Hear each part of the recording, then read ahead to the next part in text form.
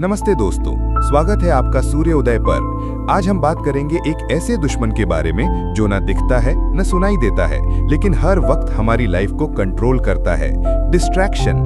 क्या आपने कभी नोटिस किया है, आप स्टडी कर रहे हो या काम कर रहे हो और एक छोटी सी नोटिफिकेशन आती है, सिर्फ 1 सेकंड के लिए फोन उठाते हो और जब होश आता है तो 30 मिनट निकल चुके होते हैं। ये है डिस्ट्रैक्शन का डार्क साइकोलॉजी। लेकिन दोस्तों, ये प्रॉब्लम सिर्फ मॉडर्न नहीं है। हमारे वेद, उपनिषद और भगवत गीता में भी लिखा है कि मन का स्वभाव चंचल है और जो व्यक्ति अपने मन को कंट्रोल कर लेता है वही असली जीतने वाला है। आज हम समझेंगे डिस्ट्रैक्शन के पीछे का डार्क साइकोलॉजी क्या है और हिंदू साइकोलॉजी के टूल्स से इससे कैसे बच सकते हैं। नमस्ते। ब्रेन और डोपामाइन। हमारा ब्रेन एक रिवॉर्ड सिस्टम पे चल रहा है।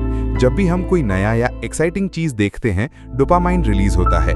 सोशल मीडिया, एड्स, गेम्स सब इसी डोपामाइन को ट्रिगर करते हैं। नोवेल्टी बायस। ब्रेन को नई चीज पसंद आती है, एक न्यू नोटिफिकेशन, एक न्यू रील, और हम इंस्टेंटली अट्रैक्ट हो जाते हैं। Addiction loop. छोटी छोटी चीजें एक हैबिट बन जाती हैं।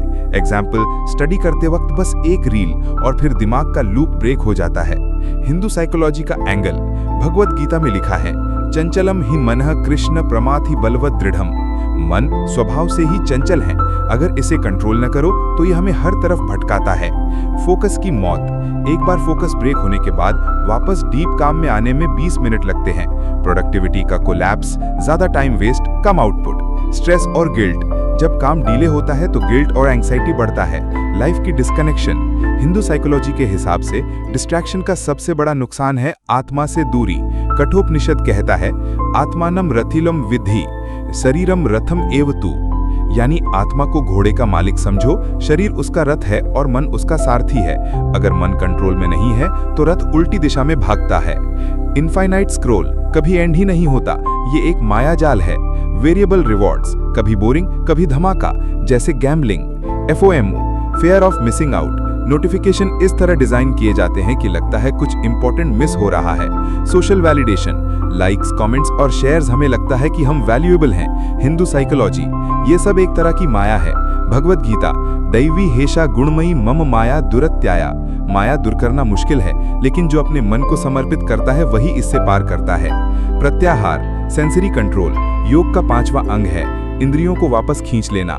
मॉडर्न एग्जाम्पल, नोटिफिकेशन बंद करना, स्टडी टाइम में फोन दूर रखना। धारणा, एक टास्क पर एकाग्रता। स्टूडेंट्स के लिए एक चैप्टर या एक क्वेश्चन बिना मल्टीटास्किंग के। ध्यान, रोज 10 मिनट मेडिटेशन। ब्रेथ कंट्रोल से मन को शांत करो। गीता में योगी अपना मन और प्राण कंट्रोल करके शांत होता है। सात्विक जीवन। राजसिक यानी एक्सेस एक्टिविटी और तामसिक यानी लेजीनेस डिस्ट्रैक्शन बढ़ाते हैं। सात्विक lifestyle, light food, proper sleep और मॉर्निंग रूटीन। भक्ति और कर्म योगा। काम को ईश्वरार्पण समझकर करो। जब वर्क को वर्शिप ट्रीट करते हो तो मन डिस्ट्रैक्शन से दूर होता है। गीता कहती है, कर्मण्ये वधिकारस्ते मा फलेषु कदाचन, मतलब काम करो पर रिजल्ट के चक्कर में मत फंसो। Modern view. जो अपने फोकस को कंट्रोल करेगा वही अपने फ्यूचर को कंट्रोल करेगा। हिंदू व्यू, यद भावम तद भवति, जैसा सोचोगे वैसा बनोगे। अगर मन बिखर गया तो लाइफ बिखर जाएगी, अगर मन एकाग्र हो गया तो लाइफ सफल बन जाएगी। श्री कृष्णा कहते हैं, युक्ता आहार विहारस्य युक्त चेष्टस्य कर्मसु युक्त स्वप्न वना बोधस्य योग भवति दुःखः, मतलब जो व्यक्ति अपने खाने, सोने, जीने और काम करने में बैलेंस रखता है वही योगी है, वही दुख मिटा सकता है। नमस्ते दोस्तों, डिस्ट्रैक्शन एक छोटा सा मसला नहीं है, ये एक डार्क साइकोलॉजिकल ट्रैप है।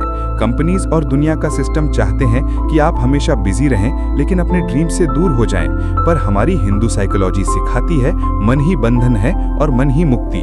अगर मन को इंद्रियों के पीछे भागने दिया तो जीवन बिखर जाएगा, अगर मन को कंट्रोल किया तो जीवन चमक उठेगा।